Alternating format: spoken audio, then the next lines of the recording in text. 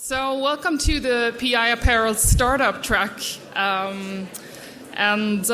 name is Julia Krantz, and I'm excited to guide you through this session where we'll be hearing from a number of exciting startups. And they all work with different things, but they share one goal, and that's to change the fashion industry using technology and make it better.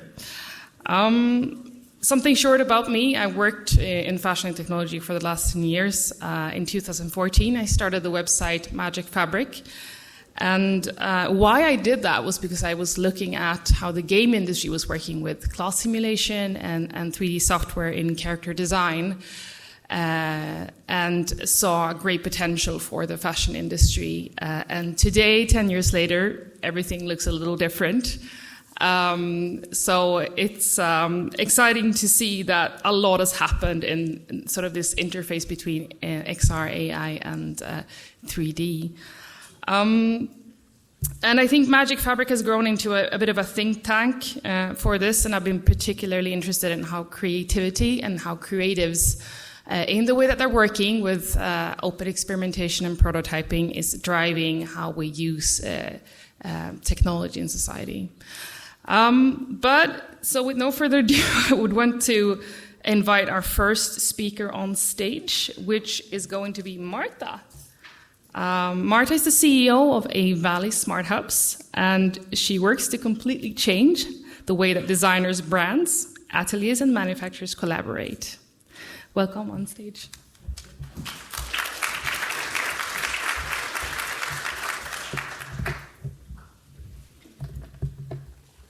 Thank you, and good morning, everyone. First of all, I would like to thank Joshua. He made my job much, much easier, because many things that I bring here with Ave Valley, he already explained where the problems are and which problems we are trying to solve. So, we are based in Portugal. I come from a family of textile company, a factory, actually, in the north of Portugal. I understand that many of you that work in the textile industry probably know this area for manufacturing high-quality clothing. So I would like to start with an applause to this fashion of icon that passed away on the 1st of March, my birthday. That's why I bring her with me. And she is actually a big fashion icon. And for me, this date marks, I want it to be for me, the beginning of what I call the Renaissance era. This is a term that comes more or less in the opposition of the Renaissance. And we are in this beautiful room that resembles the Renaissance era, with all its too much decoration, although beautiful. So this is what we have to go to the Renaissance era, where we are more worried into collaboration for a more sustainable world. So these numbers, if you have all seen the McKinsey survey, you know what I'm talking about. So this is the estimations for production in 2023, the amount of waste generated by this production, and the footprint of our industry, that it's around 3 or 8%. So these numbers come to us and say that we should do something. And all the companies, all the brands are now coming late to do something. So we need to speed up and do the best we can, so we can also comply with the EU regulations that are coming into force. This is in Europe, but I know for sure that this will go into other countries in the world. So we need to be aware of the waste regulation, we need to be aware of digital passport, and we need to be aware of the extended responsibility on everything we produce. So the shifting of the essential value for brands, for customers, is now how fast manufacturers can deliver. Then comes the price, compliance, and then at the last position, quality. So what can we do about this? Right now, fashion has to deal with these 4 areas when thinking about a collection. We have the price, we have quality and compliance, sustainability, and the time to market. This is our paradigm. And when the quantities come there, and Joshua mentioned that, the MOQs most of the time are not compatible with what the brands really need to buy and sell, we need to get to technology. So quantities become a no problem. And with technology, we get efficiency, we get fast time to market, we get precise quantities and waste prevention, not waste reduction. We want to prevent the waste, and there are ways to do it. And as Joshua also mentioned about the ideas of being sustainable and the organic cotton and all these buzzwords about being sustainable, in our view, sustainability doesn't come from materials. It comes from the process we use and the quantity we use. So we have reached what I call a Gestalt moment, where everything is gathered together to make this happen and for Ave Valley Smart Hub to be a valuable option for us to work with you. So we are already into what the environment needs from us, social, and the narratives are pointing out for consuming less. Governance and politics are already aware of what we need to do when imposing some regulations. We have technology, and we are in the digitalization area. Everything that can be digitalized will be digitalized. So we have this Gestalt moment and the ESG requirements that most of you are probably aware of and how important this is for all your companies. So what we do in our platform. So the step 1 is to, and there. Step 1 is to connect designers with the development departments inside the supply chain using eco-design suggestions involving all the supply chain to make an impact assessment. Then the step 2 is to mapping the supply chain net and the materials for traceability and transparency. Then we get to conscious production. So it's step 3 or phase 2 that we call precision production. Here we involve all these big data that Joshua mentioned, so we can have market trends analytics, production schemes, on demand, made to order, drop by drop, so the quantities that you really need, integrated with the e-commerce stores, for instance, helping the factories to implement these production schemes on the smart hubs, so we can have the small batches, customization, high quality standards, and speed and efficiency. So our solution benefits, we have an holistic approach. We want to establish, and we are establishing smart hubs in Europe to achieve precision fashion. So agile go-to-market, design and development process, sourcing and production impactment assessments, made-to-order production schemes, eco-modulation reports, and so on, based on efficiency. So this is our beta version that we are already using with onboarding brands, onboarding manufacturers, agents, and the supply chain. We have our first implementation of the Smart Hub at Ave Valley in Portugal. That's why we are called Ave Valley, because that's exactly where we are, and we want to honor our origins. And we are into making a protocol with fashion techs that involves all these European countries and their design schools, so we can start mapping in these countries the smart hubs we want the brands to work with for the nearshoring production and to have the genuinely made in. So, thank you very much. And if you want to discuss more about this way to achieve precision fashion, the made to order, I will be hosting a roundtable in this same room tomorrow at 11:15, sorry. So thank you very much for your attention.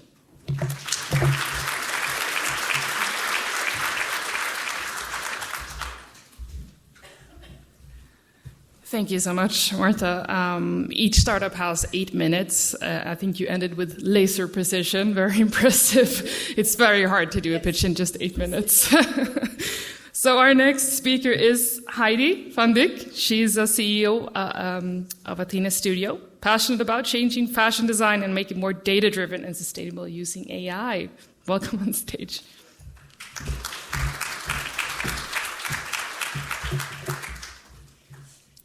So about a month ago, when asked if AI had a role in design, Wes Gordon from Carolina Herrera answered, well, if there's one thing that history has taught us, it's to not to be afraid of newness. Now, I think our fashion industry has been a little bit afraid historically, since we've been a bit slower than other industries in adopting technology and technological advancements. But I think if you look into this room today, I think in recent years we've started to catch up. Brands are adopting digital product creation, AI, stores in the metaverse, etc. So that's quite exciting. Now, however, beyond the excitement of technological acceleration, brands still face quite a few challenges. So for instance, with economic volatility and inflation, there's margin pressure. And as mentioned in previous talks, the growing demand for sustainability makes that it's very slowly but surely, regulations are coming into the designer studio.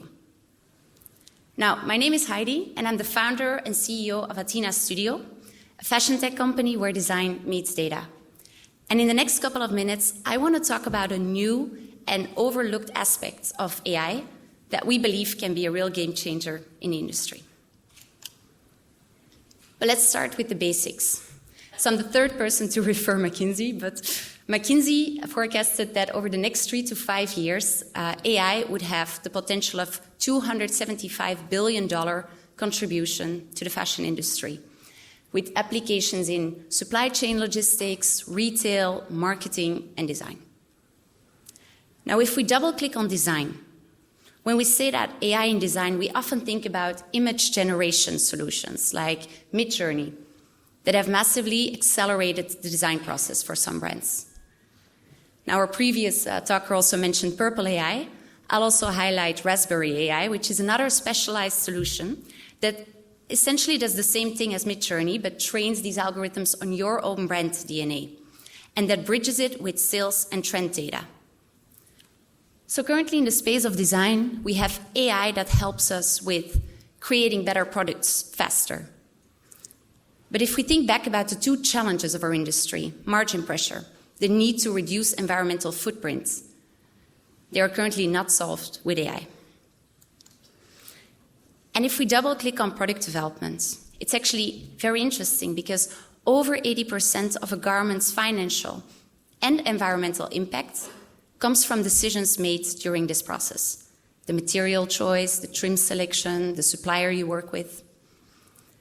And yet, this impact is not measured nor optimized for at this early stage. So I see that many people that I speak to confirm that, and the question is why?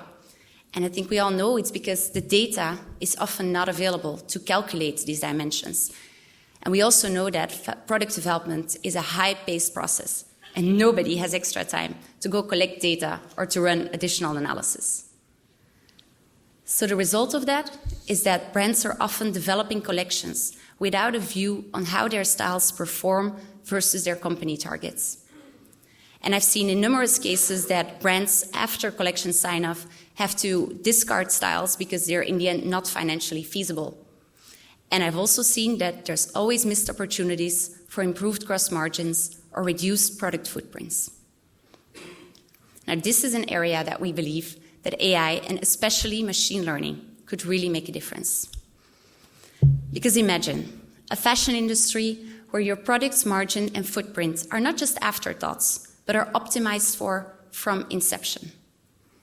Now, machine learning has the capacity to fill the typical data gaps, navigate its way through, and allow for a more informed and efficient product development process.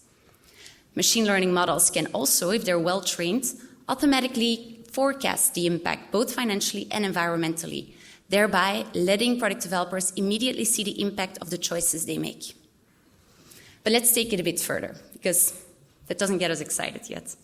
So I think what is really cool about and really powerful about Midjourney is that based on one input, the platform can generate design after design, thereby speeding up, the brainstorming and the integration phase. So what if we married that generative capacity from Midjourney with those smart machine learning models that help us with early impact estimates? And that is exactly what we set out to do with Athena Studio.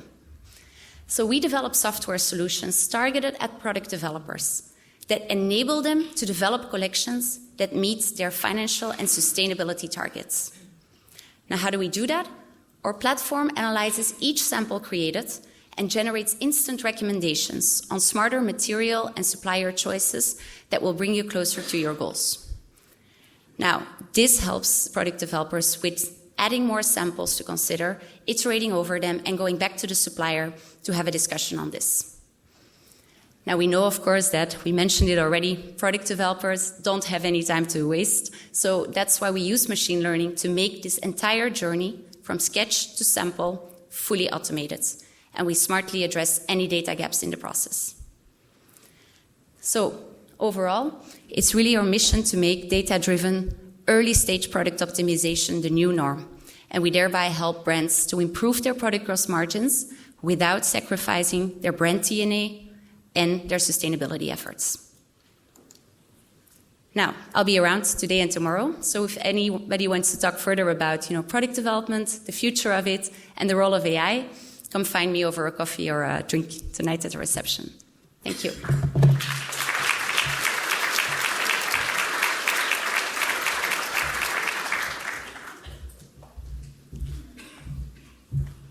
Thank you so much, Heidi. Our next person is Sergej Slatik, CTO of Tronog from Ljubljana, Slovenia.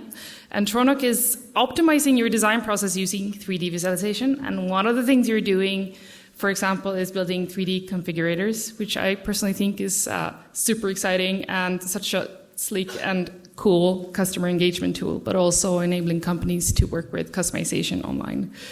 Welcome.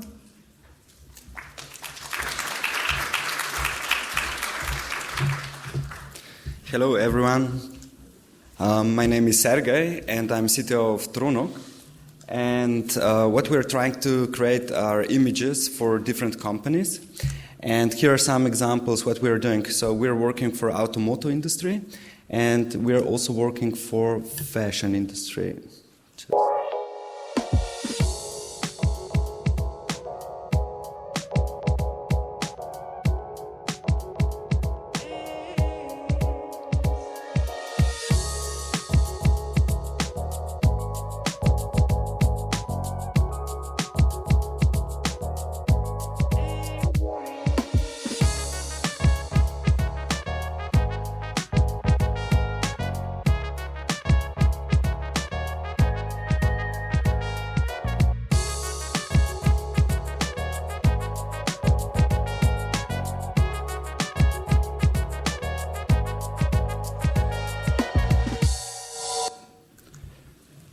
So our job is to create everything digitally, and we're of course also using AI inside our company. And here are already some examples how we're using AI to prepare, for instance, for the projects that we can create the discovery phases. And out of this we can create, for instance, animations like that. Of course, those are not really created by AI. We're still doing it manually, but AI is helping us to create better images or better preparation of storyboards. And here are just some of our details, like our different examples of 3D. And here is video, one presentation of one of our projects for one of the customers where we prepared configurator. So we're going from 3D design to creation of the logic and later connectivity directly with the factory.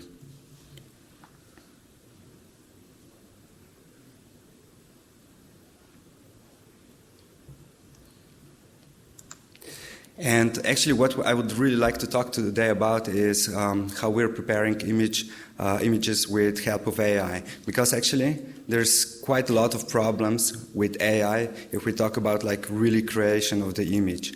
And on this one we're showing, for instance, if you have a 3D software, how you can use your shape, for instance, 3D shape of a human, and then we can just generate whatever we need on this specific pose. So it means like different human, and of course we can put different 3D cloths on it. And here's another example of a configurator, how we can use AI human and just put it like inside and use it more like that would look much nicer for human, not just cloth, but actually also with human. Here's also another example for instance, for mix and match, where we would be able to just create different style poses. What is good about AI is that we can actually, for instance, now you can see there's always the same pose, but actually we have different ethnic groups of people. And for instance, that kind of images we would be able to make for instance, for the same brand, but let's say that on different sides of the world, like Australia or Europe or India or wherever, you would be able to just recreate the image with different people. And here's another example. And what is also good about this is like we can also create different sizes. So on the left side you can see the thin person, and on the right side a bit stronger person. So we can create that kind of things, and it doesn't really take much time. And this is another example how we're using AI. So for instance, in automotive industry, sometimes you're not selling just the car as a product, but you're selling happiness, joyness, that kind of things. And we're using AI also in that kind of examples. There are also other things you can do with AI. For instance, we can do old people, and of course we can do also childs. So there's not like, of course there's a lot of limitations, but if you would need specific help, we can definitely help you with solutions, and we can custom develop it for you. So if you have questions, you can definitely contact us, and we will answer your email. Thank you.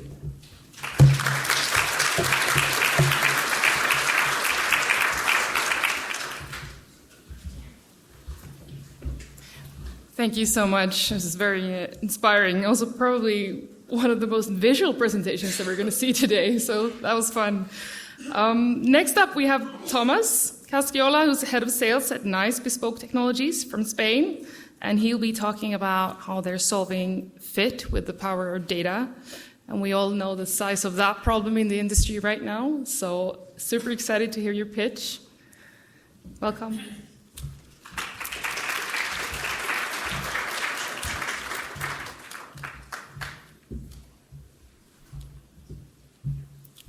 Okay, does it work? Yeah. How you doing? So, well, I'm here today to talk about like how we try to solve size and fit issues, okay, based on the power of data. Because actually, I would like to start with a number that I got really impressed with, which is that we are now 8 billion people in this planet. So it's quite a huge number, isn't it?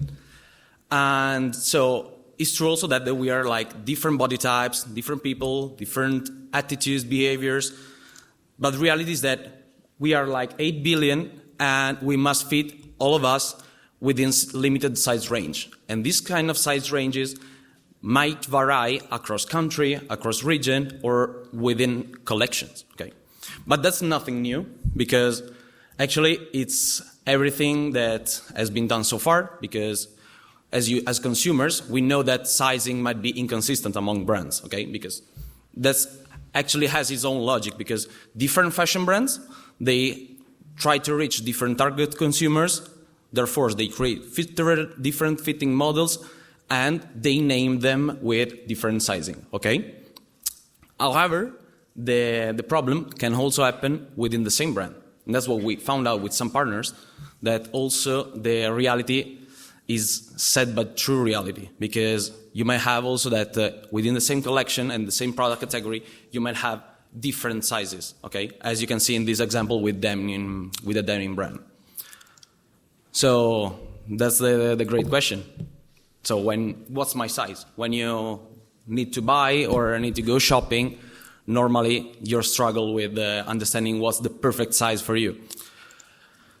And here we come to the online challenge, where the tangible part of the fashion industry is not playing a crucial game as it plays in the retail, right? Because you cannot try the item, you cannot touch it, you cannot see how it fits on you. And that's the solution that many e-commerces are providing. So, okay, we have the size guide, take your own measurements, but actually nobody probably has a measuring tape. And also it's like quite hard to measure yourself, you know, especially for the chest or for the leg length. So it's not as easy. And if you want, I have plenty of them, so for you. And so that's the reality that consumers are facing, that they need to measure themselves. And it's not easy, because first, they don't have a tape. You will have afterwards, but they don't have a tape. And second, they don't know how to take the measurements, especially like chest, bust, or leg length, as I told you before. So we're facing now that the consumers have like some frictions, okay, to complete the purchase. And that's how we help them, okay, with our size and fit advisor, okay, where we help e-commerces have like a virtual fitting room or call to action in the product page that help the customers fill in some basic information, okay, like gender, age, height, weight, and also like body shape, or to upload the photos in some cases, okay, if the brand is willing to interact more with the users and gather more data. And our algorithm, okay, with machine learning, they calculate up to 21 different measurements of the human body, okay? According to the gender type, according to the age, the weight distribution might be different. And so they will get a personalized size recommendation for them, okay? So now we understand that, okay, this is the first part of the equation. So how to know what's Thomas's size, so my size, on a specific item. I must know two things. First, the human body. And we got it, okay? Second part is to know the specific SKU, which is the tricky part. Because, okay, that's another slide that you can see the journey, okay, that the user does. So they put their basic input, they upload a photo, or they can ask and fulfill like morphology questions, such as waist, such as hip, belly, and they will get a personalized size recommendation on that specific item, as I was saying. So the next part is understanding that fashion is way more than a bunch of measurements or size chart. And what we do ask for brands to understand how the collections are is first, as an easy option to plug and play, let's say, we ask for their size charts or garment measurements or product specs. We have an in-house pattern-making team, okay, that analyze and collaborate with brands to understand the collections and their measurements, requirements, and so on. But the reality is that we noticed that measurements are not enough to understand how a textile product really fit on you.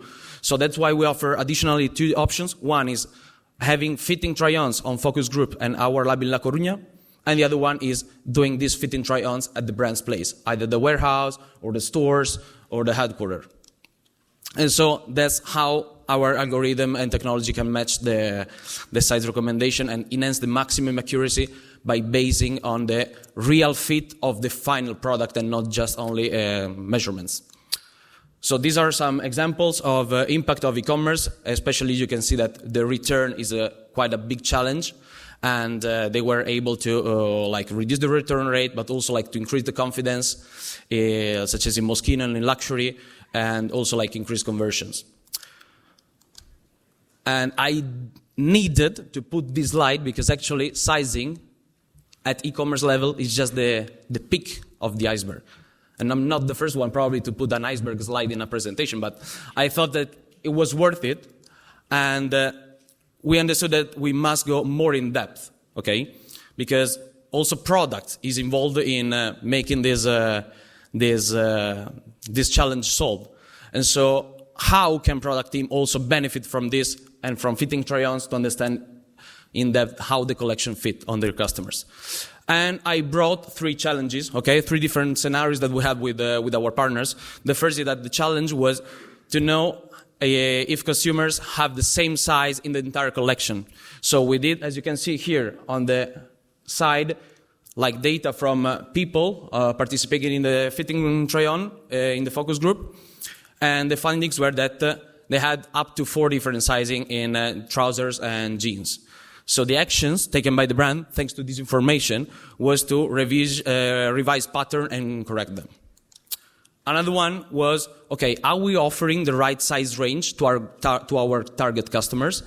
And we noticed, as you can see here, that 25% was NA, not available. So which means that they needed to offer larger sizes, okay, to adapt to real consumer demand based on data coming from e-commerce, okay, and from the fit and try-ons. And finally, also, if our consumers are morphologically similar across different markets. And of course, different markets might have different tastes and fit requirements, okay? So we can provide BMI data and also minimum and height data. So that's just to end the presentation because I'm seeing I'm sticking to the time, and that's just to say that, of course, these are some of our numbers, okay, of testers we've been collaborating with and fitting try-ons realized, and this is the smart catalog where you can now have access to this data, and that's more or less everything. Thank you for your attention.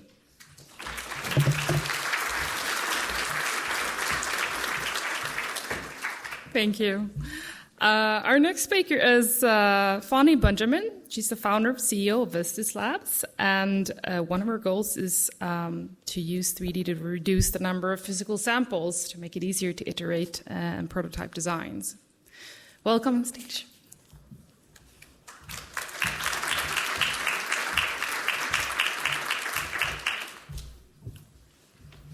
Good morning, everyone, and thank you very much for the opportunity today to present Vestis Labs.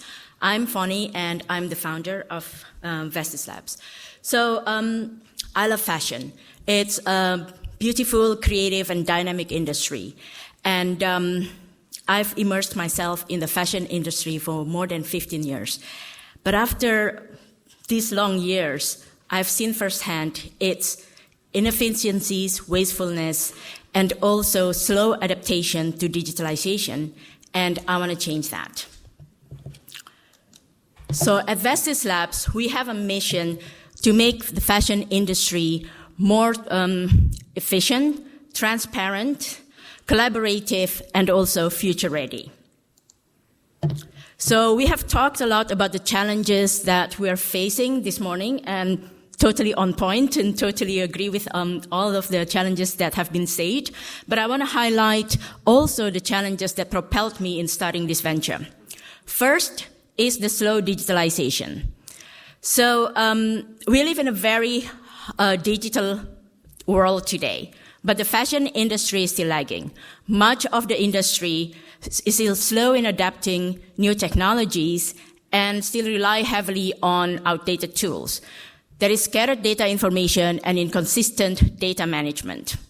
Not only that, the product development process still involves excessive multiple physical samples being created prior to production. Also, the complexity in the supply chain make it challenging for fashion brands to be truly transparent, which is the basis for sustainable and circular business practices.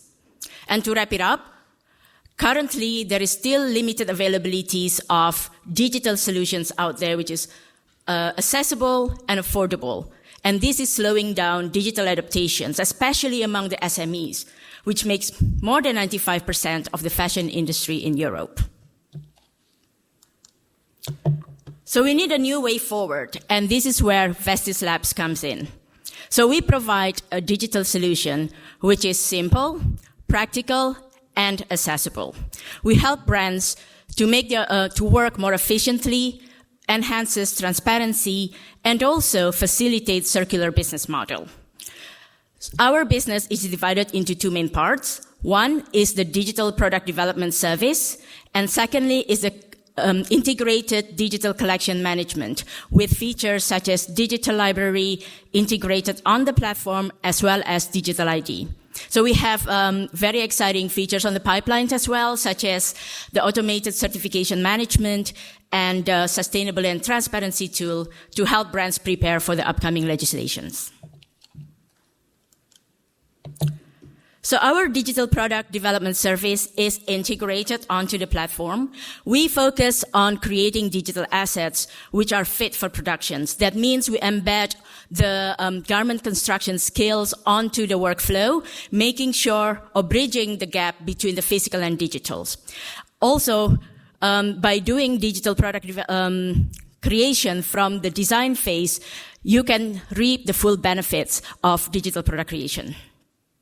On average, we are able to reduce the sample, physical sample by up to 70% and sample cost by up to 50%. So our digital collection management platform is an integrated solutions built on modular system to make it flexible and scalable. Brands are able to visualize and manage their designs in 2D and 3D, manage their materials, product development process. They have a centralized communication and collaboration tools to be able to communicate effectively with internal and external teams. The platform is user-friendly, doesn't require an IT team, and requires only minimum onboarding. Brands have full control of their data as well as level of access. So the digital library is also integrated onto the platform. Brands are able to manage their materials, digital assets, integrate all the suppliers' database, including their certifications and credentials, onto the workflow from the design and development stage. So beyond storage, the digital library also acts as a digital hub, connecting brands, suppliers, and different actors within the ecosystem, so that they can collaborate and share resources, as well as turning this into a robust digital ecosystem. Now, our digital ID features also directly integrated onto the platform, so onto the product level. So this minimizes the need for data transfer from multiple sources and also minimizes the integration time and costs. Each product will have an automatically generated unique ID where detailing all the entire product journey. But more than this, more than increasing transparency and traceability, this actually increases connection and engagement. Post-purchase, the end consumers are able to connect themselves with the garment, increasing their relationships with the garment, with the suppliers and brands, and also the makers. These connections increases the value of the items and also the utility of the items, unlocking new opportunities and possibilities such as easy access for repair and second end-of-life solutions such as resale, rental, or recycling. On top of that, brands are able to collect and gather invaluable insights, pre-sales and post-sales, such as product performance, durability, consumers' behaviors, as well as consumers' preferences. So we have time, so I'm going to quickly show a video. If you can play the video there. So this is one of the projects that we did with a new circular brand. And, you can start by scanning a digital data carrier. It can be QR code. You can start telling the story of the fabric, then connect yourself post-purchase and engage with the garment, and as well as, any other initiatives that the brands can have post-purchase. Thank you.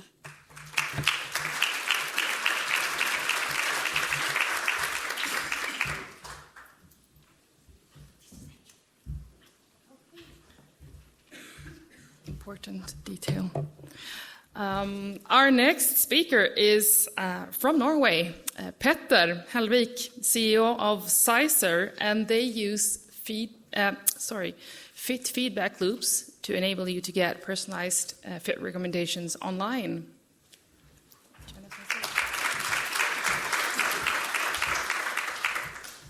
Thank you. Yeah, we do that among other things. And it feels wonderful, I have to tell you, to know that I stand between you and your break, your coffee. Hope there's not any smokers in here. But I have only 8 minutes, so this will be quick. And having only 8 minutes means I have to prioritize pretty hard on what topics to cover. There are so many things about Zizr that I would love to speak to, tell you about. But these slides had to be ready by Friday last week. And Friday happened to be, and when recognized today, it was the International Women's Day. And for me, a guy living together with 3 women, that day does not go by unrecognized, I can tell you that. So that kind of set the tone for my theme on sizing today. And I almost launched an Instagram campaign that Friday that were to say, stop asking, and please do not feel offended, stop asking my daughters about their weight and body shape. Because my daughters, they are 16 and 19, they have grown up in a world and they have grown accustomed to a world where online shopping for clothing equals answering questions basically about what they do not like about themselves, about their complexes.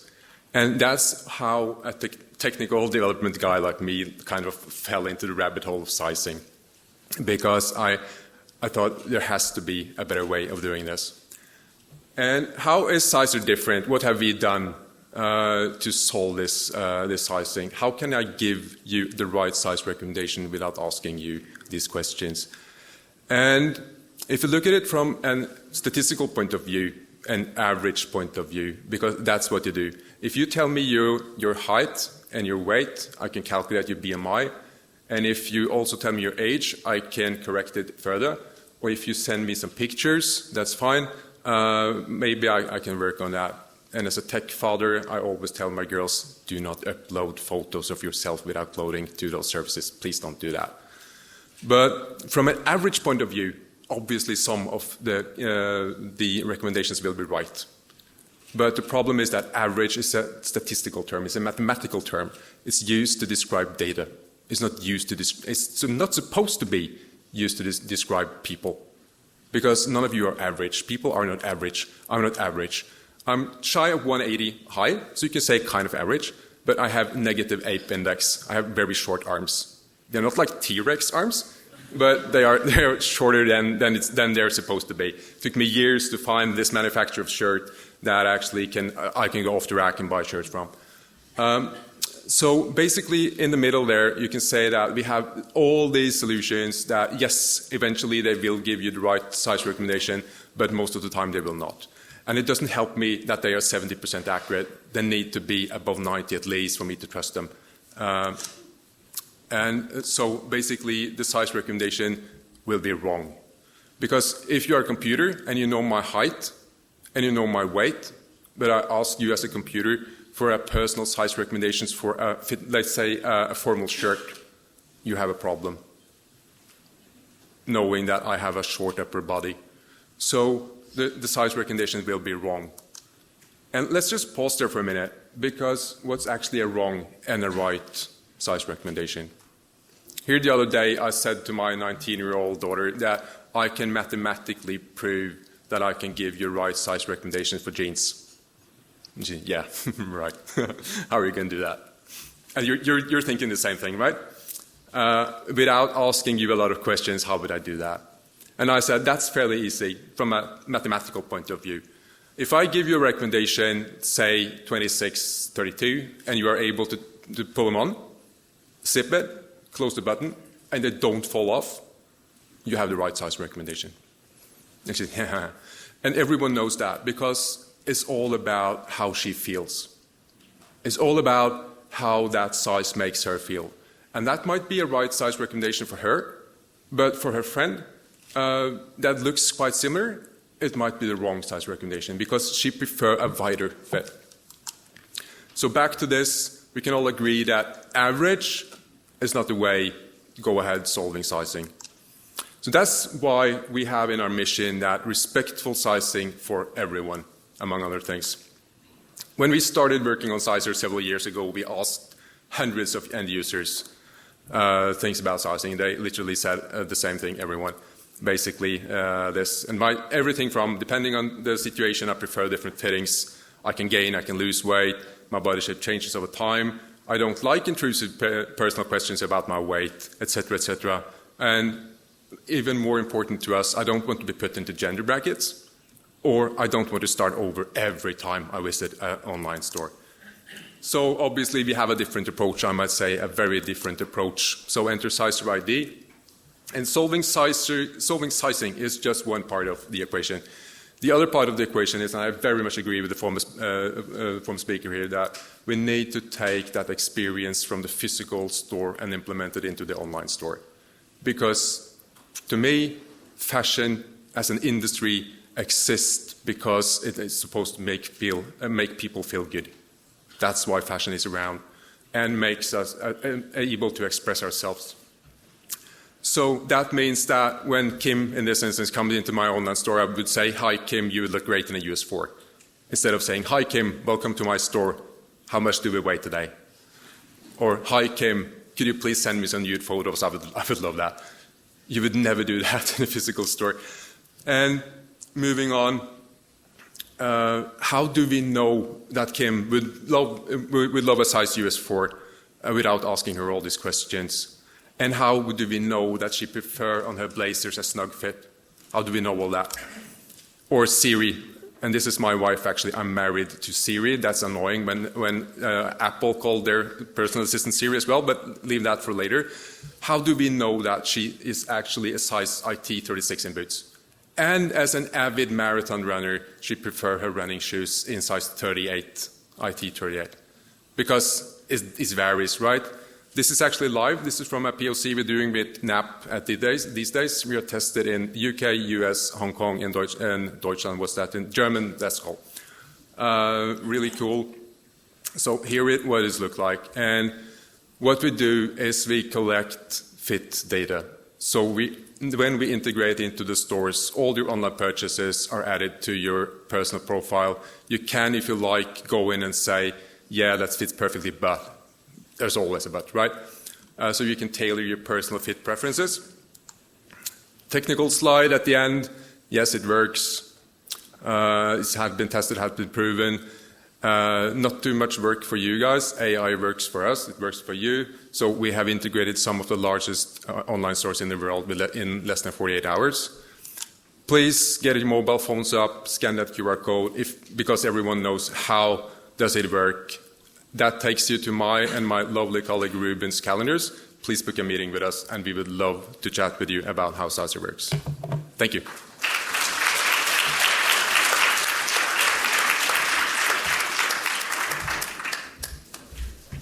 Thank you, Petter. Unfortunately, we're a little bit behind schedule, so we're going to have to move forward with the agenda. But I do want to thank all the speakers. You're truly awesome out there in the trenches, building stuff, changing the industry.